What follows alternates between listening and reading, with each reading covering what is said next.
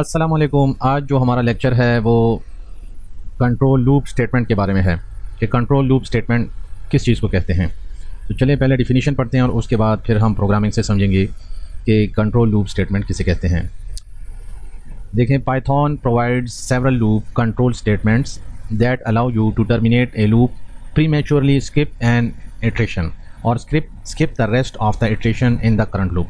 मतलब ये है, जो लूप एक सीक्वेंस में जो चलता है, जैसे हम फॉर का लूप दे देते हैं या वाइल का लूप दे देते हैं, तो वो एक सीक्वेंस में चलता है।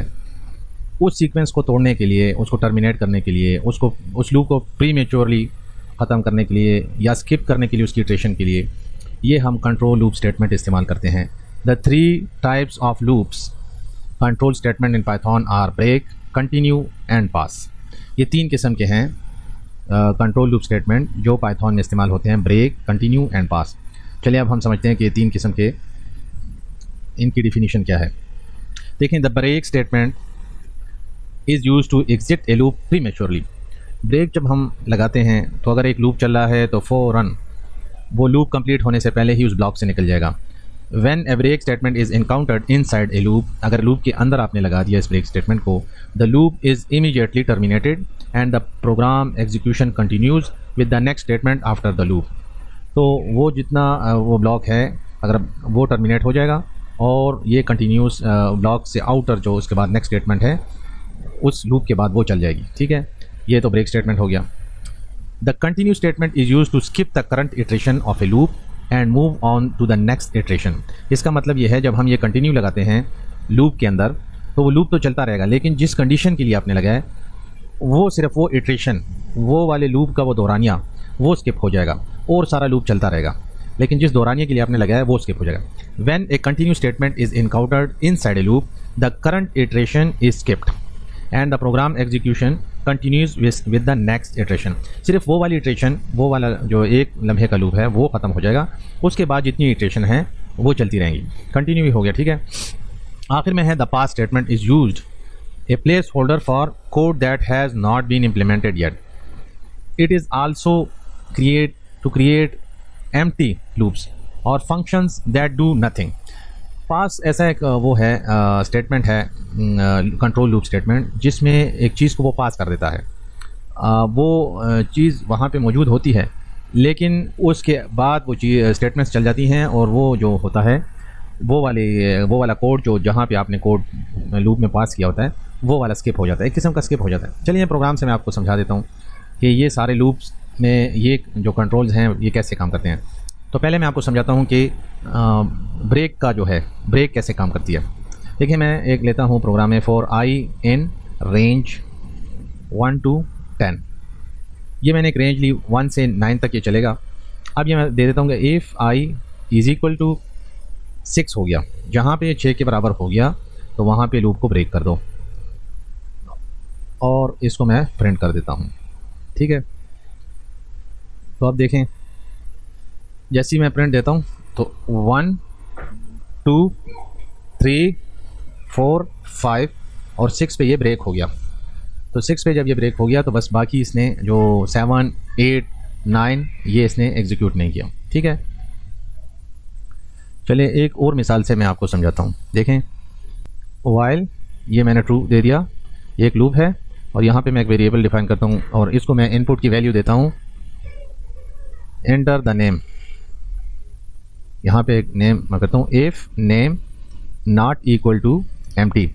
अगर ये नाम नहीं होगा, एम्प्टी खाली नहीं होगा, ठीक है, तो यहाँ पे क्या करना है, ब्रेक कर दो और नीचे से प्रिंट कर दो नेम को। अभी इस प्रोग्राम को मैं आपको समझाता हूँ। ठीक है, CLS। अब यहाँ पे जब मैं इसको रन करूँगा इस प्रोग्राम को, ये मुझसे नाम मांग रहा है। अगर मैं नाम इसको नहीं दूंगा तो यहाँ पे एम्प्टी आएगा और एम्प्टी जब होगा तो ये नॉट एम्प्टी पे ब्रेक करेगा, एम्प्टी पे ये ब्रेक नहीं करेगा। ठीक है, अब ये देखें, जब तक एम्प्टी होगा मैं इस लूप से नहीं निकल सकता, मैं इस लूप में ही रहूँगा। लेकिन अगर मैं यहाँ पे नाम दे देता हूँ तो इस लूप से निकल जाऊँगा। देखें, ठीक है, जितना मैं एंटर कर रहा हूँ, जितना एंटर कर रहा हूँ मैं निकल नहीं रहा इससे। तो अगर मैं यहाँ पे दे देता हूँ अली कोड तो मैं इस लूप से निकल गया। ठीक है, यहाँ पे देखें, ये वाइल ट्रू था तो ये तो हमेशा के लिए ट्रू है, लेकिन यहाँ पे जो मैंने वेरिएबल दिया है इसमें एक वेरिएबल इनपुट हो गया नाम का। अब अगर मैं नाम नहीं देता तो यहाँ पे मैंने कंडीशन लगाई है if name not equal to empty, ये एम्प्टी के बराबर नहीं होगा तो इसको ब्रेक कर दो। जब ये इसके अंदर होगा तो फिर ब्रेक होगा। जब यहाँ पे वैल्यू होगी तब ही ये इसमें आएगा और यहाँ पे नाम इसमें दाखिल होगा और ये ब्रेक होके निकल जाएगा। अदरवाइज़ ये यहाँ पे तो वाइल ट्रू है तो इसने चलना ही चलना है। तो जब तक मैं यहाँ पे एम्प्टी का एंटर देता रहता हूँ, यहाँ पे मुझे नाम, ये तो प्रिंट नाम होता तो नहीं है, ये एम्प्टी प्रिंट करके देता रहता है एम्प्टी। ठीक है, यहाँ पे एम्प्टी, फिर यहाँ पे, ये भी आपको समझ में आ गया होगा। ठीक है, चलें इसके बाद अभी कंटिन्यू स्टेटमेंट, ब्रेक का आपको समझ में आ गया है। कंटिन्यू स्टेटमेंट मैं आपको समझाता हूँ। कंटिन्यू स्टेटमेंट देखें, इसमें फॉर आई इन रेंज मैं सीधे देता हूँ 1 to 11। ये एक रेंज मैंने दी कि 1 से 10 तक मुझे कुछ प्रिंट करके दो, लेकिन यहाँ पे मैं कंडीशन देता हूँ if I is equal to 5 हो गया तो आपने कंटिन्यू कर देना है और नीचे मैं प्रिंट दे देता हूँ। ठीक है, प्रिंट आई। अब इसको एग्जीक्यूट करके देखते हैं। CLS मैंने रन किया प्रोग्राम को। अब यहाँ पे देखें 1 2 3 4 5 नहीं है। 5 जैसे इक्वल हुआ तो यहाँ से इसने स्किप कर दिया और कंटिन्यू किया। इसके बाद 5 के बाद कंटिन्यू किया तो 4 5 स्किप हो गया। कंटिन्यू एक तो ये मिसाल होगी। दूसरा फिर मैं आप सोच रहे होंगे कि ये इस्तेमाल कहाँ किस जगह पे होता है, तो एक प्रैक्टिकल जगह पे आपको मैं इसको इस्तेमाल करके भी दे देता हूँ। देखें एक फ़ोन नंबर है। अब फ़ोन नंबर मेरा ये फ़ोन नंबर है 1 2 3 और फिर उसमें डैश है 4 5 6, फिर डैश है 7 8 9 0। ये एक फ़ोन नंबर है, लेकिन ये डैशेज़ मुझे इसमें रिक्वायर्ड नहीं है, ये वाली डैशेज़ नहीं है। इसको मैं स्किप करना चाहता हूँ। अब किस तरह मैं इसको स्किप करूँगा, तो इसको स्किप आप इसी के थ्रू कर सकते हैं, कंटिन्यू के थ्रू। देखें for I in phone underscore number. अच्छा, इसको स्ट्रिंग करना है। ठीक है, डबल कोटेशन मार्क मुझसे रह गया था। यहाँ पे इस नंबर को, ये फ़ोन नंबर 1 by 1 इसमें सेव होंगे। यहाँ पे नीचे में कंडीशन है if I is equal to, ये डैश के हो गया। अगर जहाँ पे डैश के बराबर हो गया वहाँ से कंटिन्यू कर दो और नीचे मुझे प्रिंट चाहिए आई का। इसको एक लाइन में देने के लिए आप इसको एंड कर दें। ठीक है, अब देखें CLS 1 2 3 4 5 6 7 8 9 0, ये वाली जो है ये डैश इसने स्किप कर दी। ठीक है, आप कंटिन्यू को भी ठीक तरीके से समझ गए। इसके बाद जो आता है वो पास का है। असल में पास एक ऐसी चीज़ है कि आप एक काम कर रहे हैं और उस काम के दौरान आप वो काम उस दरमियान में नहीं करना चाहते, उसको आप सिर्फ काम पास करना चाहते। जैसे मैं एक लूप चलाता हूँ फॉर आई इन रेंज 6 मैंने लूप चलाया और इसके बाद मैंने कोई वैल्यू नहीं दी।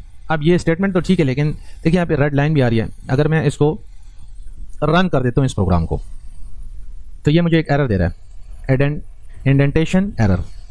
ये क्यों दे रहा है कि यहाँ पे कुछ ना कुछ मुझे स्टेटमेंट लाजमी चाहिए। अब इस स्टेटमेंट को देने के लिए अभी स्टेटमेंट मेरे पास है नहीं ड्यूरिंग प्रोग्राम, तो मैं इसको पास कर देता हूँ। अगर मैं इसको पास कर देता हूँ, देखें वो रेड लाइन इसने गायब कर दी।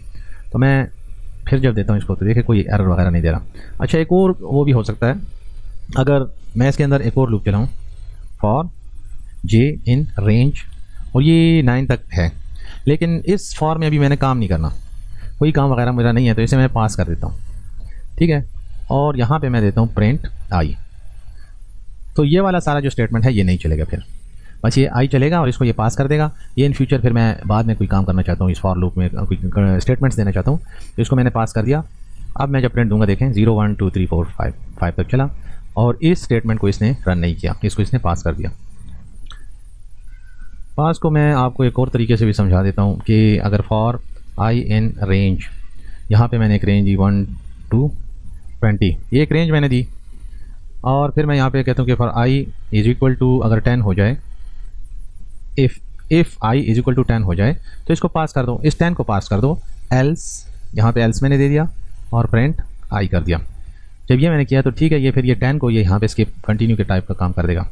इस 10 को सिर्फ मैंने दरमियान में से स्किप करना है, तो उसके लिए मैंने यहाँ पे पास इसे कर दिया। ठीक है, देखें अब तो देखें 6 7 8 9 10 नहीं है यहाँ पर। तो उम्मीद है आपको ये कंट्रोल लूप स्टेटमेंट बहुत अच्छी तरीके से समझ में आ गए होंगे। मेरे चैनल को सब्सक्राइब कीजिए, बेल आइकॉन को प्रेस कीजिए। शुक्रिया।